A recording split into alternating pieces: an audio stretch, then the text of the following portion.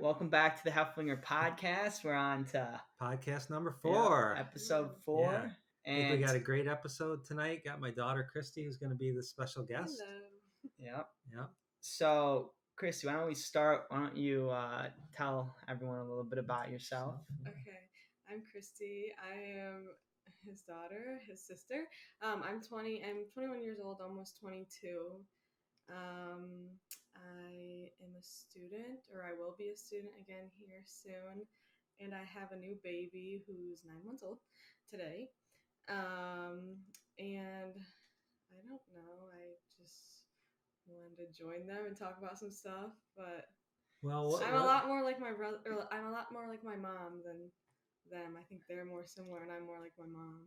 So I think, people who've seen Dad's social media have all seen Archie. But Archie's my nephew's a very cute baby boy. So why don't you tell people, we're very honest in this family, so we have nothing to hide. So why don't you tell people a little bit about your journey of becoming pregnant? Because I first remember when we found out that Christy was pregnant. It was quite a surprise to us, but maybe we'll let her tell how that evolved and what it's been like. Okay. Yeah, I think there's a lot of stigma around people getting pregnant accidentally or like as a young woman or not married.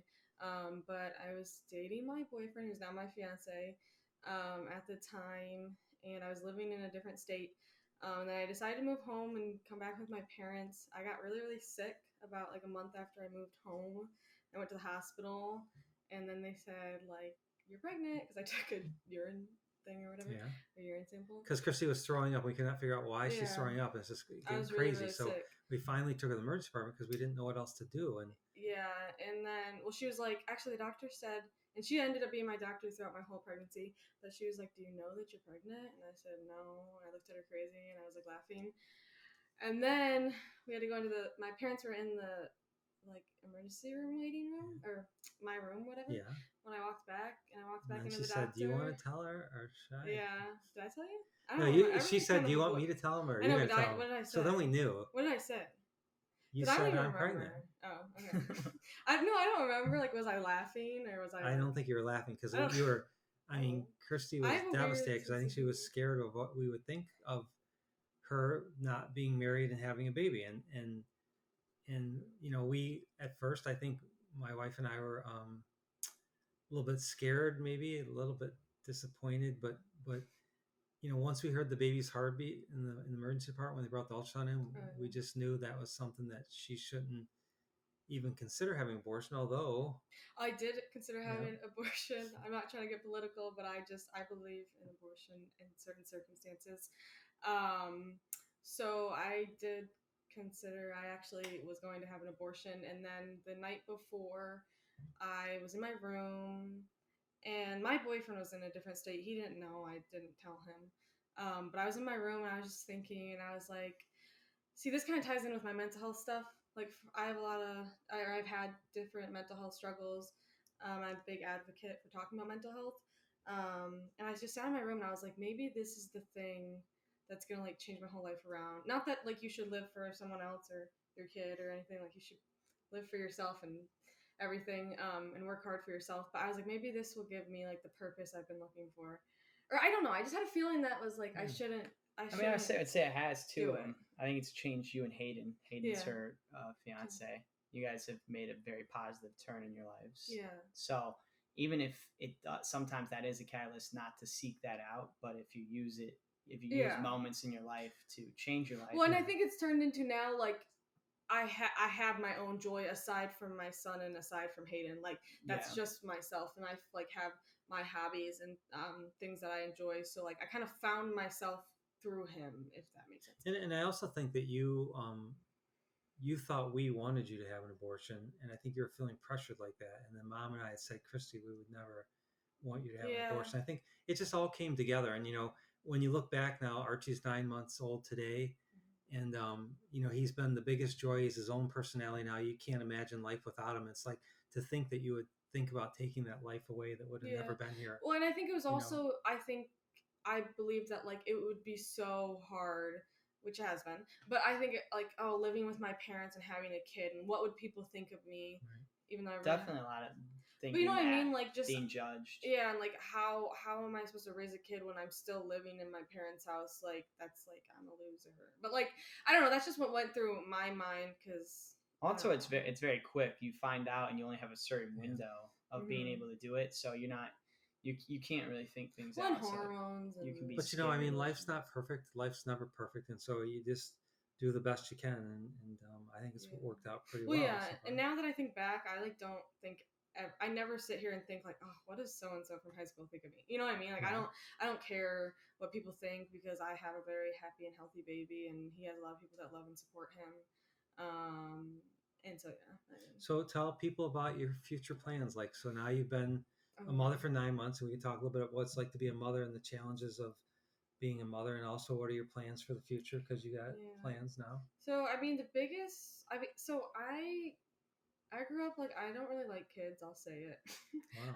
I don't. Not that's not mean. People can have their opinions. I don't really love kids, but I love my kid. But I think I just get overwhelmed with like how kids or how babies are because I didn't know anything about babies, and they obviously don't understand anything, so you can't get mad at them. But it's like a whole new world to me. Whereas my fiance, he had younger siblings, like 4 of them, and kind of helped raise them. So I think I get really overwhelmed and like overstimulated with the like crying and the freaking out, and he arches his back. And just I guess the other hard thing would be just like managing everything. I remember like freshman year of college, that was hard trying to like prioritize things and manage your time, and now like it's even harder. And I was working for a little bit, but now I'll be going to school. So into my future plans, for a while I wanted to go to become a veterinarian. I wanted to go to vet school, but now just with having Archie, it's not like I'm giving up on my dreams. It's just I'm kind of shifting them to something that I think is makes more sense with me and my goals and Hayden and my family. So I want to go be an occupational therapist after college and get like a doctorate in occupational therapy and do that. Yeah. And I think that really is a cool line of work for me just because it kind of ties in with like my dad being like a neurosurgeon and my uncle Eric who had a really severe brain injury. So occupational therapists help with like people who had TBIs or strokes or disabled children, children with autism, like help them do everyday tasks like buttoning their shirt or getting their silverware out of the drawer. So I think like it's a very overlooked field. So I want to go into that. And your thoughts, like, what are your thoughts on the family? Like, you know, like I know how I feel about our family and how I wanted. I mean, I think Cindy's given up a lot of her career to take care of the children and let me be the lead role, and it's worked out. But how do you feel about how you'd want your role to be as a mother or a worker, or how do you set your family up? Yeah, I think I'm very much like independent woman. Like I don't believe in like a man overpowering you or anything like that. But I believe in like the nuclear family, and it's not so much that I feel like I'm giving up my dreams. So like my fiance is going to school and he wants to eventually go to med school. And I just was thinking like I don't want us both to be going on these really long career paths and not being there. And so as a woman who is the mother and is having the children, because I eventually want to have more children, it just made sense for me to pick maybe not so long of a career path, which it's still long because I have to finish college. But that's what I want. It's like, yeah, I mean, there's a part of me that would always think like, oh, what if I would have became a vet? But also I had a child, and so that kind of changed a lot of things, which is okay. But yeah, I don't know. So, sorry, Kevin, but I just had a couple questions for Christy. So I'm curious, like, so how has Archie changed your life, do you think, and to any women out there who may be pregnant now and maybe are single and really thinking about what to do? I mean, how has it changed your life? Young mothers. What would you say to young mothers? And unwed mothers. So like me and my now fiance, at the time, like me being pregnant and at some point in my pregnancy, which we're very transparent about this, but we weren't together, we weren't getting along, and there was just some issues, and so that fear definitely creeped up in me. Like, how am I ever going to do this like alone and like not have a partner? Just like I know I would have my parents, but it's different than and I was like, how would I do that? Or like, would I ever be able to be in a relationship again? But okay, then fast forward, I'm with my fiance who is my child's dad. So now, what Archie means to me, or like what he's done for me, I think the biggest thing is like I used to take things very, very seriously, or like blow things out of perspective. I don't know how to say it, but like, yeah, I just think that with him, it's like I always think like situations could be worse, or circumstances could be worse. So I'm very grateful for what I have and for Archie, and even when he's getting really upset and screaming and I like want to pull my hair out, I'm just like thankful at the end of the day that he has like a roof under his head, and has all this support and love around him. And as far as like single moms, I can't like totally relate because I'm not, but I think definitely you need to have that support system of like at least family and everything. Because I do believe like just your family alone like can help raise a kid with you, and it does take a village to raise a child, but like you don't need, at the end of the day, yes, it's a want to have a partner and everything, but you don't need that. I mean, I think if I needed to, I would be strong enough to do it on my own. So I don't know. Yeah, you really just have to evaluate like what's best for you and your interests, and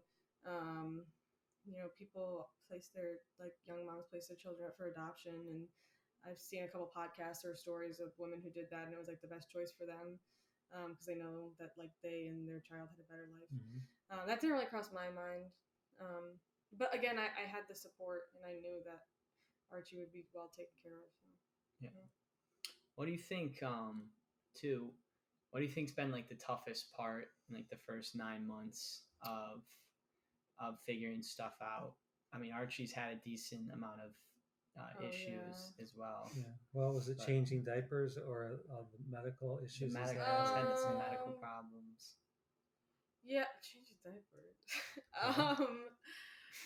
That's not the worst. I remember. No, I remember when she first went to change the first diaper because we were changing them, and she goes, "I can't do this. I can't change diapers." Remember? Yeah, because I get overstimulated. But you caught on very quickly. Well, yeah, but I didn't. I never changed a diaper. I didn't know anything about all that, and I had a C-section. So like the first couple of days or weeks or whatever after, like I couldn't even bend over to change the diaper because I hurt so bad, and also. I didn't want to get around that poop, but I've gotten over that. So I'd say the hardest would, be like health things. He was super colicky, which I didn't even know was a thing until I had him. And so basically he would just scream all the time up until like 12 weeks old. And I told my dad one day, I was like, I cannot do this. Like I don't know. It's just something about that. Like it makes you go crazy, and you do just have to set them in their crib and let them cry, because if you don't, like it's just, you can't. I don't know. It was hard, and I think I called you a lot during those circumstances. Yeah, but they don't. I mean, in the beginning, my wife and I think we helped out a lot. We'd help out at night and take Archie, but I think you guys have done a great job now that they. Well, and I think a funny thing that I always think of is he was watching Archie one time, like at like 4 a.m. when he was really little, so I could get some sleep. And no, he was sitting down in the living room, and I looked at him and I was like, Dad, how do you stay awake? Like, how do you like keep your eyes open? And he was like, you just do it. And I just thought it was just always funny to me, because like obviously that's going back to like his residency and becoming a neurosurgeon. But I was like, I was so tired. And I was like, how do you just stay awake? Like that was a really hard thing for me, was staying awake because I was breastfeeding, trying to breastfeed him, and I would fall asleep. I couldn't stay awake. I think that's another good thing. Because I know some people that, friends that are eventually going to have kids here in the next 6 to 8 months. But I feel like every woman at first starts by saying they want to breastfeed as long as they can.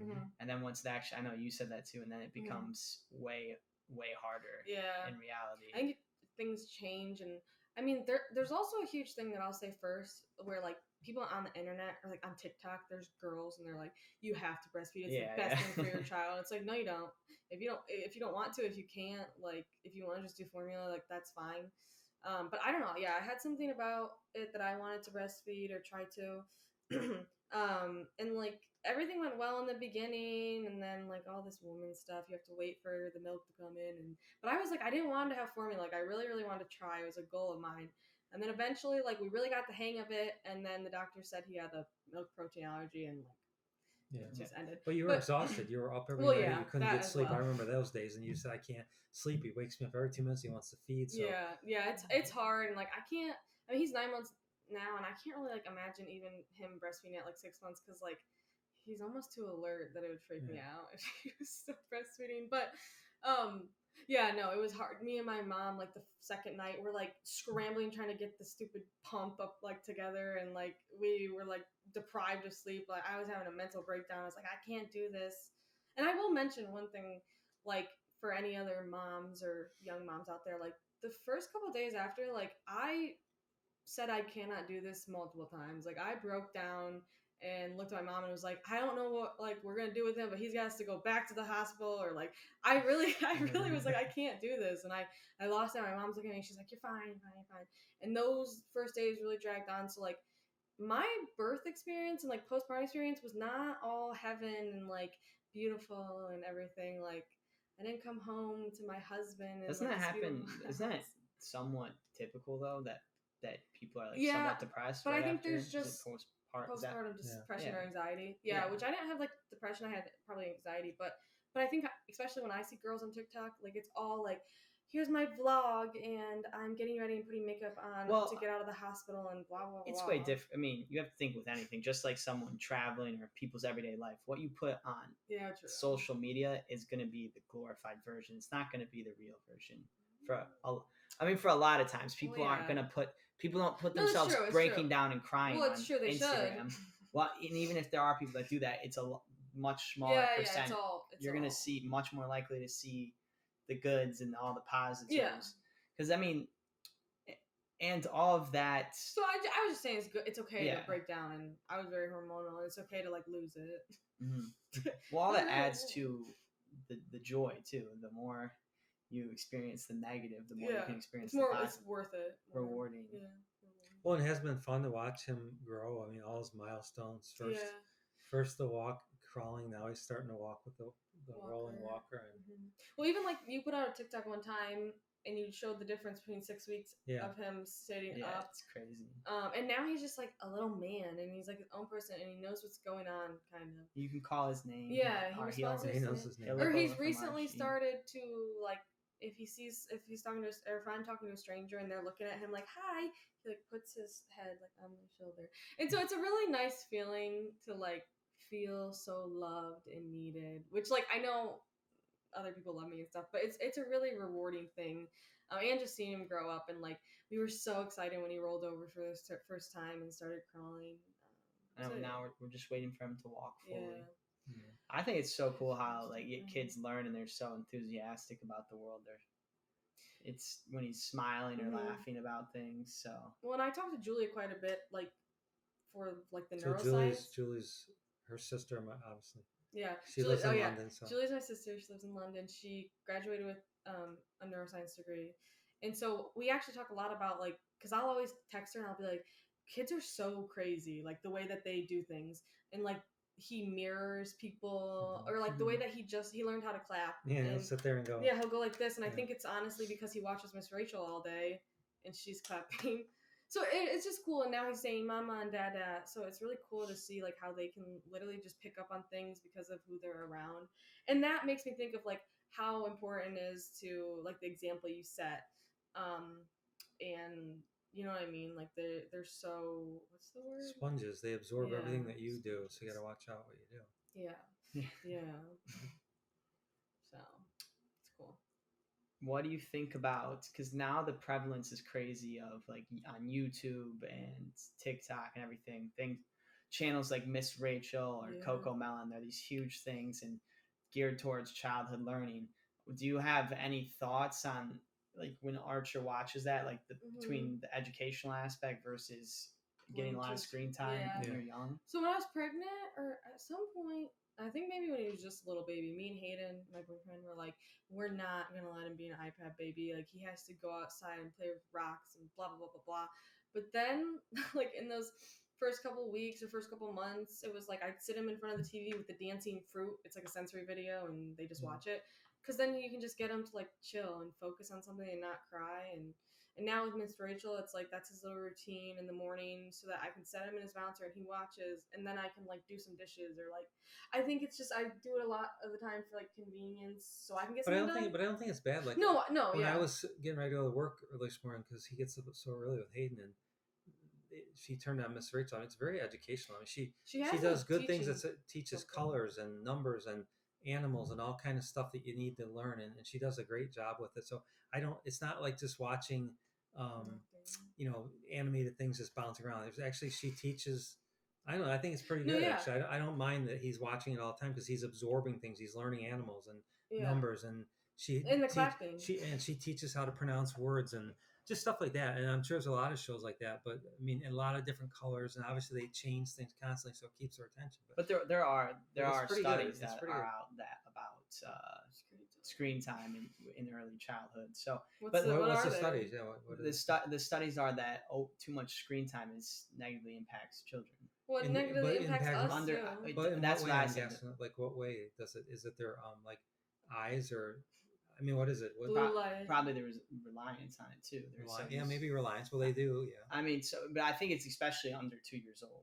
But I mean, like Chris, just like you said, but again, everyone has the best of intents. Just like I'm going to breastfeed until they're a year old, or they're not going to watch any TV or do any. Yeah. They're going to only do great things. Well, and then when the reality of life sets in, ultimately we've survived hundreds of thousands of years as a species and beyond when we've evolved. Obviously, none of this stuff's going to is the end all be all terrible for you. It's just all things to consider. So it's just stuff that I see too. Yeah, and I think that's a good point because when I was pregnant, I had all these things that I was gonna do, and okay, you remember this? I bought this little pacifier sterilizer, and so you put it's like this little gadget, and you put the pacifier in it, and it sterilizes it. And my dad was like, "You're not gonna use that. You're just when you guys were little, pacifiers." No, when we've had Brian or all this, I mean, whenever that would drop on the floor, we'd wash it off, sterilize it. Then with Kevin, we would do it a little bit. By the time Christy was born, I mean, the thing would drop on the ground, and we just put it back in our mouth. You're getting dirty. You're getting dirty. No, but it doesn't. It's true because I've never once. I got it at my baby shower, and I've never once touched that thing because I literally just pick up the pacifier and just wipe it off with a baby wipe and. Yeah, maybe just take the hair off. I mean, it's just one of those things kids survive. Because things are too fast. You can't. There's all these gadgets that come out, but things happen too fast. It took me 2 months to set up his baby monitor because I just couldn't figure out how to do it. That's just real life, yeah. But everybody's different. There are people who will religiously, clean it and everything, and so you just have to do what you're comfortable with. I just think as you have more time with your child and more kids, you'll find that you don't do as many things you have to, as you used to. At the end of the day, when it's your child, you get to make the ultimate decisions on, obviously to an extent, but on things like that, it all comes down to there's no concrete answers what's right and wrong at all. I mean, that's even at any ages. There's always debates on what's best for different people. But the things that's scary now, I was watching the other day, he's learning how to open cupboards and things like that low ones. And so the other day, his hands on top of the cupboard, and his body was getting ready to fall, and it was slammed his fingers in. So I pulled him back because I happened to be there. But that's the stuff you got to really watch out with your kids, because they're always gonna, when they're pushing that little walker around, if he falls sideways and hits his head on the corner of a table, or our little stone fireplace. It's just it's constant. You got a baby. You got to watch them. Well, yeah, and we have a baby pen that we put him in, but he don't like it. So. He does not like the baby pen. Yeah, but I mean, even when he gets too close to the stairs, I'm like, what if he just fumbled all the way down? I'm excited for him to start talking more. He seems like he wants to talk. He's just we'll say la la la la. So that and then fully walking by himself. Mm-hmm. But I'm very curious to see how fast it progresses once he starts saying words and when he kind of is a little bit more cognitive of reading one of those little picture books too and stuff like that. Mm-hmm. So So has it been a challenge living with us, living with your parents? Yeah. Do you feel like you have enough privacy? Or? Well, so a little bit. I mean, it's been challenged, but also it's been a big help, and I wouldn't necessarily want to not be here because of the help with Archie and just the support. And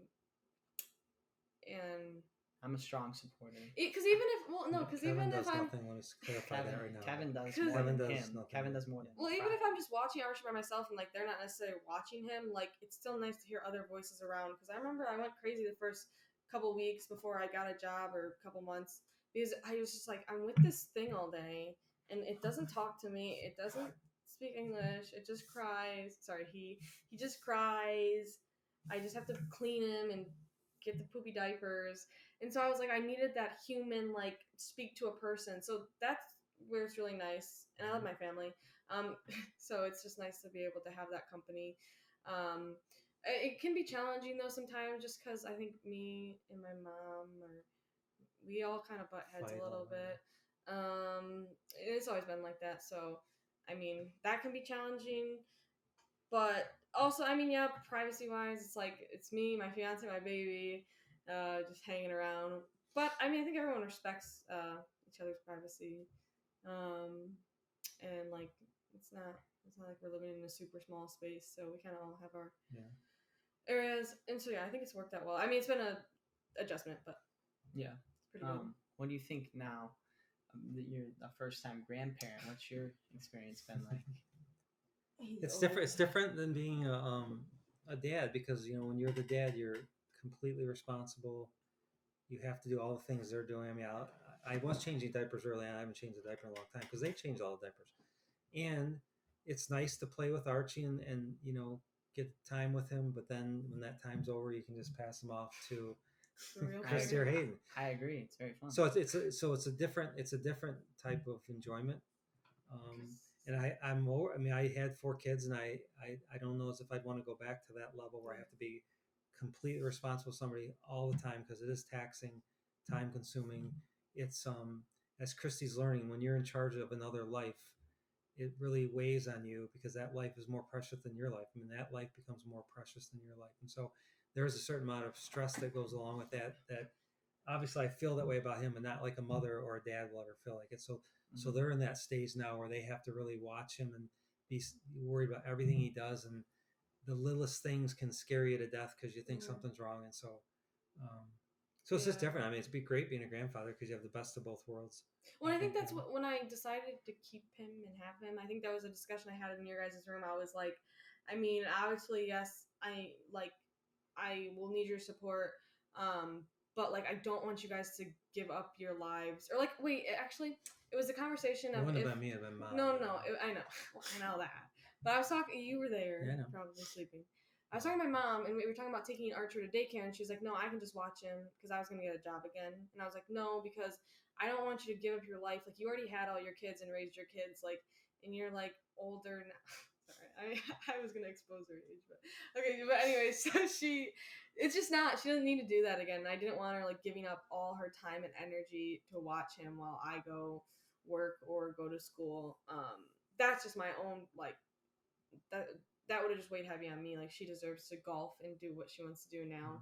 She did all her work with us, which she still continues to do, actually, for me and Julie. What's it like being an uncle?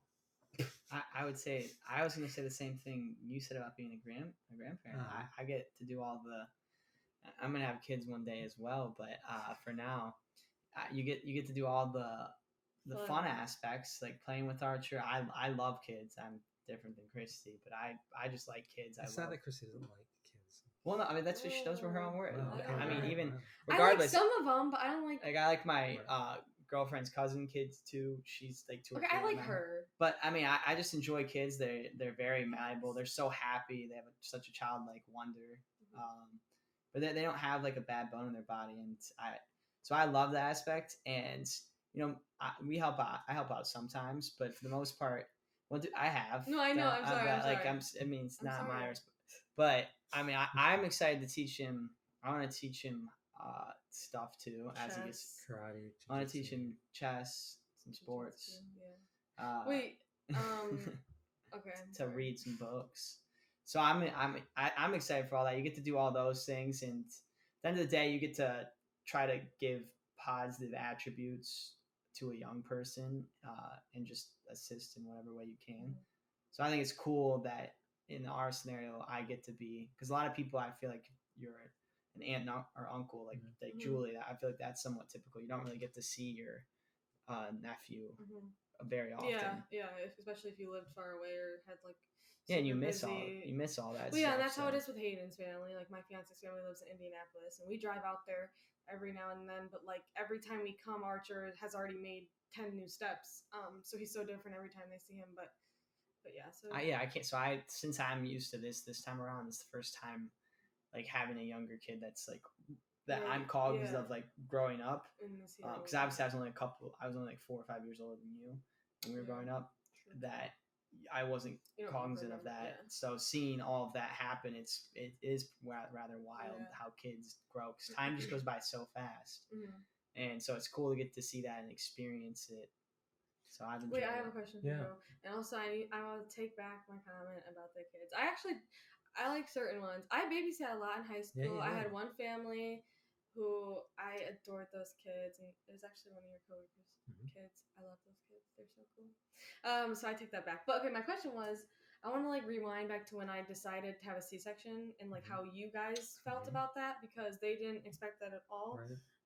So I got induced at 39 weeks because I just was over it. Well, tell me, so she had... I had hyperemesis gravidarium. Which means she was constantly throwing up every day. She had to be... I had to be hospitalized, and I had a catheter. Multiple times. I had a catheter in my arm, and I literally gave myself a bag of fluid every night, and I had my little IV pole that I would carry around. So it was bad. This went on for months. It was really bad.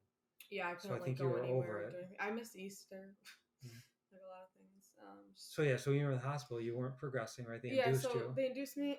Nothing was progressing. Like they would check me and say like, "Oh, you're 1 centimeter dilated," and then like by the 4th check, they're like, "You're actually not dilated, like at all." So nothing was progressing, and so my doctor sat me down, and me, my mom, and Hayden are the only ones in the room at this point. And this was on the 24th. This was on Thanksgiving. This was on Thanksgiving morning. My doctor came in early in the morning and said we have 4 options, like 1, more Pitocin, 2, go home and come back, which I was like, no. 3, do some type of painful something, and then 4, strip your membranes, or like Foley bulb, which like something. Like bulb, mechanically dilates you. And I didn't have like any. I didn't have like an epidural, but I had false labor contractions, and they hurt really bad. So I was like, I just can't keep doing whatever's happening. And then her last option was have a C-section. And my mom and Hayden were out of the room because I asked them to go out.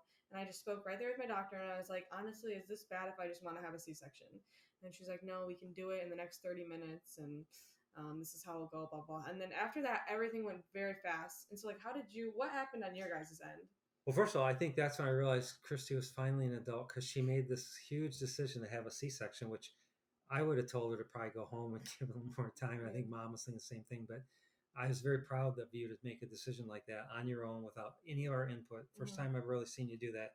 And it was a good decision. I mean, your C-section went fine. And you had asked, what did you ask me?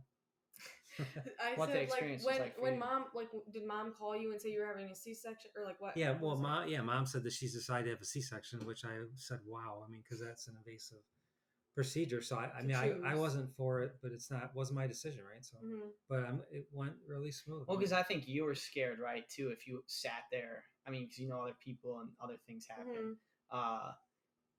Being at the hospital or going home and just waiting all that time, and then eventually, because of your safety, you end up having to get a C-section. So I bet you were thinking. I thought about that too. I was like, what if I went home and then just ended up having it anyways? And there were a lot of thoughts that went through my mind. I think that's another thing that's stigmatized, like getting electively induced or electively having a C-section. People freak out and they're like, that's not natural. That's not your body's way. Your body was not ready. I'm like, I don't care, because I personally was. And honestly, my C-section was wonderful, like the actual part of him being born, because I couldn't feel anything, and it was just happiness. I was surprised Hayden was back there. Hayden was back there. It was beautiful. Like nothing was exposed. I mean, maybe. Like, I was surprised at how quick. Like C-sections are so quick. It was only like a 10-minute procedure, right? Yeah, but then they have to start probably longer. Well, I know, but like the team came back out. So the team that was there on Thanksgiving before they went back to do surgery, the team, we were in the lobby. They came and said something to all of us, and then they came back out like 10-15 minutes later and said that it was successful. Yeah, it's just closing up. But then all the rest of the stuff. So I'm saying it was so quick. So I think it between them making their first cut and him being pulled out was 7 minutes. But then they have to do all the stuff on me. But no, I was just curious. Like, what was your first like impression when? Like, well, when they came out, did they tell you it was a boy? Or like, did they tell you anything, or they waited until they wait? I think they were waiting for you to tell us. So they did not tell us. Okay. I don't know. Well, because I was just wondering, like, we didn't know. I know we didn't know at first. But out of ask, like, were these doctors that you knew or had worked with? Or No, I didn't know him because it was different. Yeah, it was different. I don't know. It was in Bowling Green. But okay, then my question is, what was like your first like feeling when you saw him or like Archie? Or were you happy? I was happy for you and Hayden, and I was, I was just saying what a wonderful life to come in that you decided to keep the baby and have Archie, and now it's like you look at him and you're thinking, God, maybe he may have not been here if a different decision was made. And I'm thinking he's so special and such a good little boy. I mean, you just can't imagine life without him now. So probably what I thought right away is that I'm so happy that he's here and he's healthy. The main thing you always think when I thought all my kids too, first thing you ask, is there any defects? Is he healthy?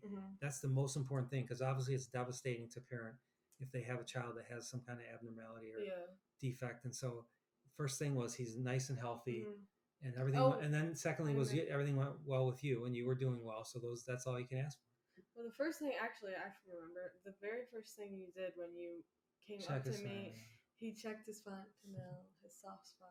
Right. That's fun. That's funny. It's no, because as a resident nurse, that's all we would do is, because we get called upon people who have hydrocephalus, which is fluid buildup in the brain on neonates and newborns. And so the way you feel is you feel the soft spot. And if it should be slightly sunken and pulsing, if it is, it means it's normal. But, kids that have hydrocephalus can have this bulging soft spot that's firm. So it's a habit. I just thought it was funny because obviously other people whose parents aren't doctors wouldn't have that. No, I wouldn't know what it is. It was just funny. He was just tiny though, and like really tiny. When babies are first born, it's crazy. Like he had the stork bites all over. But I just think like holding him for the first time, just pure joy. But also it's just like that he's like 100% this little tiny human. 100% like moving. Yeah, 100% reliant on all of us for survival and well-being. I don't know. It's cool. I thought it was cool. It was Thanksgiving. We were all just in the hospital room. Then we went to the store after, like later that day, and got snacks, and we were all just chilling. Yeah, I ate the hospital Thanksgiving spread. It was a unique Thanksgiving. I thought it was cool he was born on Thanksgiving. Yeah, I think it's cool too. Is that part of the reason why you did the C-section, because it was Thanksgiving? No. My due date was the 29th. That wasn't why. I was just like, I can't think of anything worse than going home after I went through all this false labor and was there for so long, or having more painful things happening. And with your mental, just like mentally, like if you thought about it and you've like already like, oh, I'm here, I'm doing it. Like we're getting it done. Well, also I have just really bad anxiety, so I think I was freaking out, and I was like, okay, what if the Pitocin like too much gets to him? And because I've read some stuff or whatever, like babies getting too much Pitocin, and I just didn't want like to get a ton of drugs and like just keep going and like put my body through it, and like I was just over it. Mother's intuition. Like I was with most of my parents.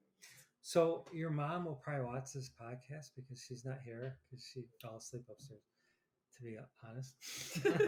But what would you like to tell your mother about?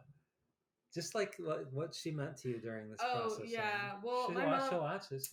Yeah, my mom, we fight a little bit. But, like, I honestly thought about that today. I was just like, I don't know. Or I've talked to Hayden before. I'm like, she's superwoman. And, like, I don't know. She's just, like, the best person ever. And I'm not saying this to suck up. It's just, like, thinking of, even before Archie, like, everything she's been through with me.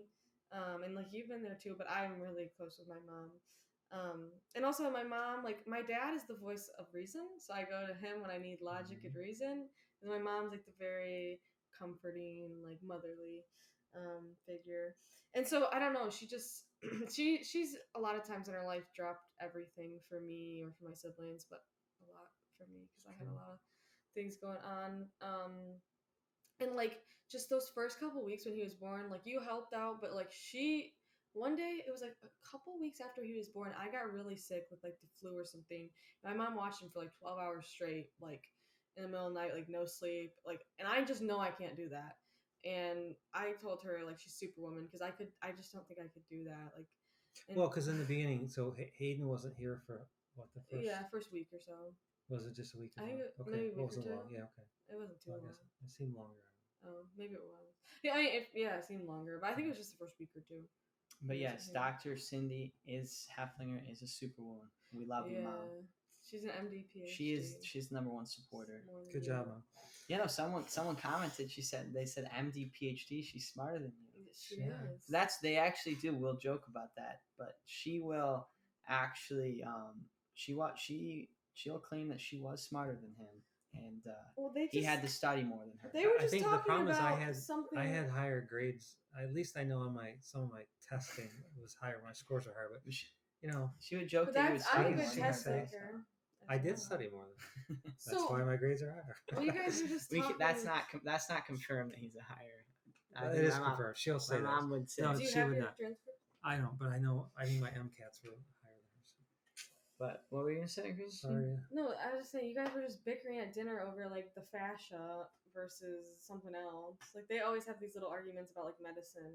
Oh, I was talking about surgery that I was doing, and I'm dissecting down the neck, and I was dissecting between the jugular vein and the carotid artery and esophagus, and she just said something. I said, "That's not true." I mean, I was in there doing okay, whatever. No, my mom does. She goes, "Well, she says I do it. They're just not alive when I do it, but it's a little." Well, she because you guys just we're doing different things, but also she's got a ton of medical knowledge, so I think that's her way of like she does miss it in some. So talking about medical stuff. Well, and it's crazy because it's like we know obviously Dad is a surgeon. That's all we've ever known, but like it's crazy to think she was a medical doctor, but we didn't know that part of her. You know what I mean? We never experienced her working or going to a job or anything.